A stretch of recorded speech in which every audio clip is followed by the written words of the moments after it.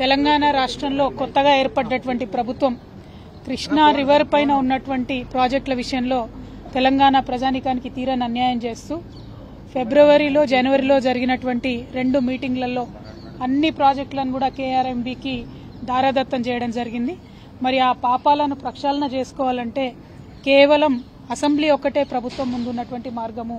అసెంబ్లీలో, శాసనమండలిలో, శాసనసభలో రెండిట్లో కూడా తీర్మానం చేసి మొన్న ఈ 2 నెలల్లో మేము ఇచ్చినటువంటి ప్రాజెక్టులను వెనక్కి తీసుకుంటా ఉన్నాం, సంపూర్ణ హక్కు మళ్లీ తెలంగాణ ప్రభుత్వానికి చేపట్టాలి, ఇచ్చేసేయాలని చెప్పి అసెంబ్లీలో రెజల్యూషన్ చేసి కేంద్ర జలశక్తికి, కేఆర్ఎంబీకి పంపించాల్సిందిగా మేము ఈ ప్రభుత్వాన్ని డిమాండ్ చేస్తూ ఉన్నాం.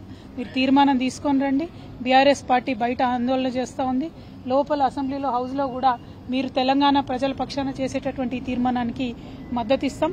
కేంద్ర ప్రభుత్వానికి తెలంగాణ ప్రభుత్వం నుంచి తక్షణమే ఈ తీర్మానం పంపవలసిందిగా కూడా ప్రభుత్వాన్ని మేము డిమాండ్ చేస్తూ ఉన్నాం. Thank you.